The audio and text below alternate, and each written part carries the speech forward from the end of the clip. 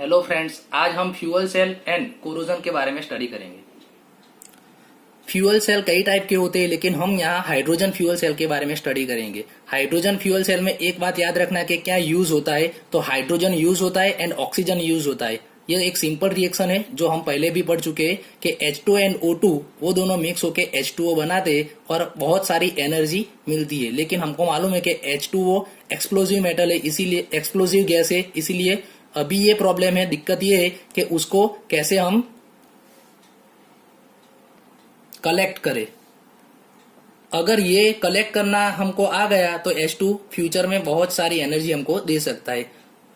Past में Apollo space programme में भी ये सेल का यूज किया था और उसमें से जो वाटर मिला था, एनर्जी प्रोग्राम में यूज की थी और जो वाटर मिला था वो उन्होंने पीने के लिए यूज किया था।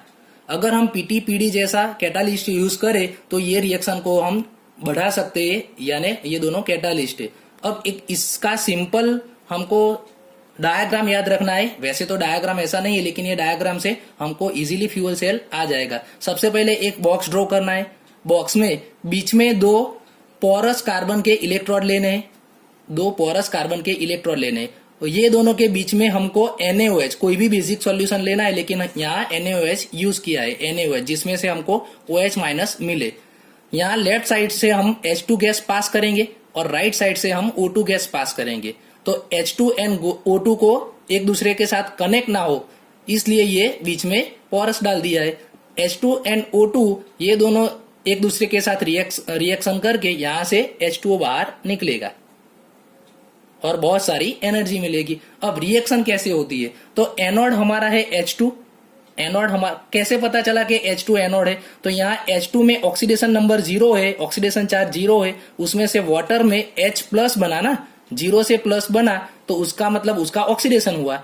O2 में ऑक्सीडेशन नंबर 0 है, उसमें से यहाँ O का -2 हुआ, तो 0 में से -2 हुआ यानी ऑक्सीडेशन नंबर घटा तो वो रिडक्शन हुआ। तो H2 की साइड है वो एनोड है एंड O2 की साइड है वो कैथोड है। तो सबसे पहले हम रिएक्शन में एनोड में क्या करेंगे, तो एनोड में हमको मालूम है कि H2 यूज होता है, एनोड में H2 यूज होता है और H2O बनाता है, यानी कि H2 का 0 में से H2O यहाँ +1 हो गया, तो ये एनोड में ऑक्सीडेशन हो गया।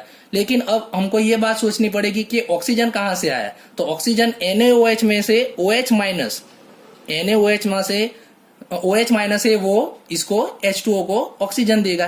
अब यहाँ इलेक्ट्रॉन की सोचे, सबसे पहले तो यहाँ ये सोचे कि H2 एंड H1 यानी 3H है, तो 3H तो हम कर सकते नहीं है, तो यहाँ हम 4H करेंगे, 2 से मल्टीप्लाई करेंगे तो ऑक्सीजन का यहाँ 2 एटम हो गया, तो यहाँ ऑक्सीजन का 2 एटम करने के लिए हम 2 से मल्टीप्लाई करेंगे।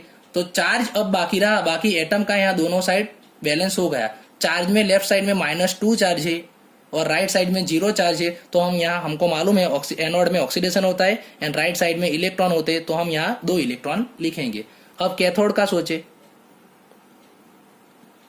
कैथोड में क्या यूज होगा, तो ऑक्सीजन यूज होगा। ऑक्सीजन सिंगल तो हम लिख सकते नहीं, O2 लिखेंगे और O2 को हम 1/2 लिख देंगे, डिवाइड कर देंगे। इसमें से बनेगा क्या, तो यहाँ ऑक्सीजन का चार्ज -2 है, -2 में से OH माइनस में ऑक्सीडेशन का चार्ज, ऑक्सीजन का चार्ज आप काउंट करोगे तो यहाँ उसका रिडक्शन हो जाएगा। और सिंपल ये याद रखना है कि यहाँ जो लेफ्ट साइड है वो यहाँ राइट साइड में लिखना है, यहाँ जो लेफ्ट साइड है वो राइट साइड में लिखना है और जो राइट साइड में दोनों है वो लेफ्ट साइड में लिखना है, तो सिंपल आपका रिएक्शन हो जाएगा। अब अगर इसका टोटल रिएक्शन, ओवरऑल रिएक्शन हम लिखे तो आमने सामने 2H2 और 2 इलेक्ट्रॉन वो कट हो जाएंगे, 2OH माइनस भी कट हो जाएगा, तो हमको मिलेगा क्या, H2, यहाँ 2H2 नहीं आएगा, सॉरी, सिंपल एक H2 आएगा क्योंकि हमारे पास एक ही O है इसलिए। तो आमने सामने OH कट हो जाएगा तो 2 इलेक्ट्रॉन कट हो जाएंगे और एक H2O कट हो जाएगा, एक H2O बाकी रहेगा, तो हमारा जो ऊपर वाला ओवरऑल रिएक्शन होगा वही हमको मिल जाएगा। वो रिएक्शन मिल गया। आपकी बुक में ये रिएक्शन को 2 से मल्टीप्लाई करके दिया है, वो भी आप कर सकते हैं कि 2H2 लिखो, यहाँ 2 से पूरा मल्टीप्लाई कर दो तो 2H2 प्लस यहाँ 2 से मल्टीप्लाई कर दो तो O2 हो जाएगा, गिव 2H2O, तो यहाँ 2 इलेक्ट्रॉन के बदले 4 इलेक्ट्रॉन यूज हो गए अगर इसको 2 से मल्टीप्लाई कर दे तो। कोरोजन का सिंपल मीनिंग है कि कोई भी मेटल की इकोनॉमिक वैल्यू कम हो जाए या जो मेटल हमारे काम की न रहे उसको बोलते हैं मेटल का corrosion. Corrosion slowly quotes the surface of metallic object. हम कोरोजन का एग्जाम्पल भी 10 से पढ़ते आते कि आयरन का रस्टिंग, फिर सिल्वर का tarnishing, development of green coating, copper पर ग्रीन कलर आ जाता है, वो सभी को हम कोरोजन बोलते हैं। दो टाइप के कोरोजन होते हैं, उसमें से हमें स्टडी में एक ही टाइप का कोरोजन स्टडी करना है। एक ड्राई कोरोजन होता है, एक वेट कोरोजन होता है।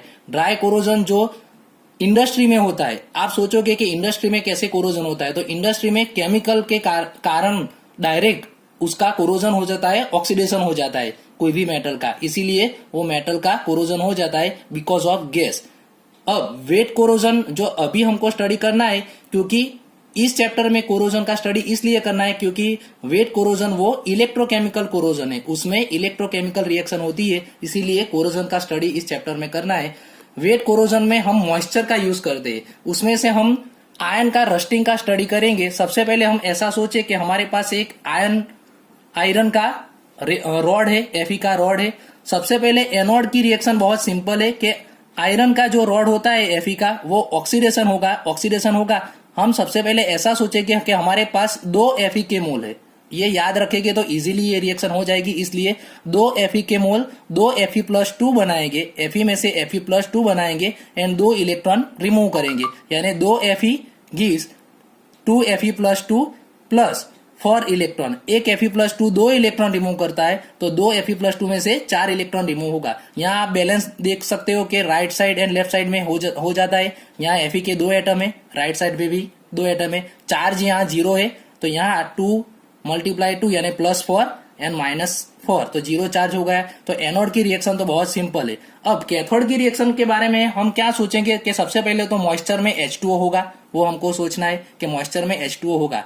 एंड मॉइस्चर में हमको मालूम है कि एयर में से CO2 एंड O2 होता है, तो ये जो CO2 होता है वो CO2 H2O के साथ, CO2 मॉइस्चर के H2O के साथ रिएक्शन करके, CO2 H2O के साथ रिएक्शन करके कार्बोनिक एसिड H2CO3 बनाएगा। ये कार्बोनिक एसिड H2CO3 में से हमको H+ एंड CO3-2 आयन मिलेंगे।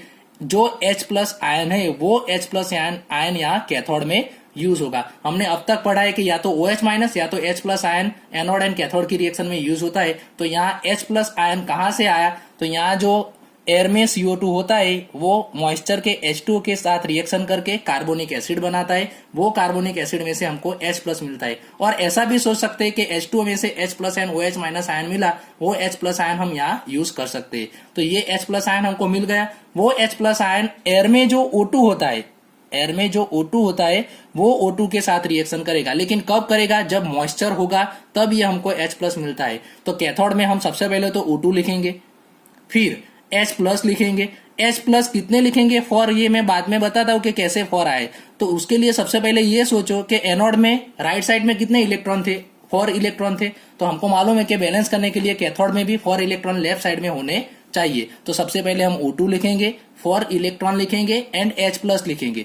अब लेफ्ट साइड में चार्ज 0 करना है, तो 0 चार्ज करने के लिए इलेक्ट्रॉन के -4 है, तो H+ के भी 4 मोल होने चाहिए। तो आगे हम 4 से मल्टीप्लाई करेंगे, तो 4 H+ एंड 4 इलेक्ट्रॉन माइनस मिल गया। और इसमें से हमको बनाएंगे, हम H2O बनाएंगे। तो H2O के कितने मोल मिलेंगे, तो यहाँ 4H है, 4H है, तो यहाँ 2 से मल्टीप्लाई करो तो 4H हमारा मिल जाएगा। इसकी ओवरऑल रिएक्शन आप देखिए तो आमने सामने 4 इलेक्ट्रॉन कट हो जाएंगे, तो हमको मिलेगा 2Fe plus O2 plus 4H+ gives 2Fe+2 बचेगा एंड ये 2 H2O बचेंगे।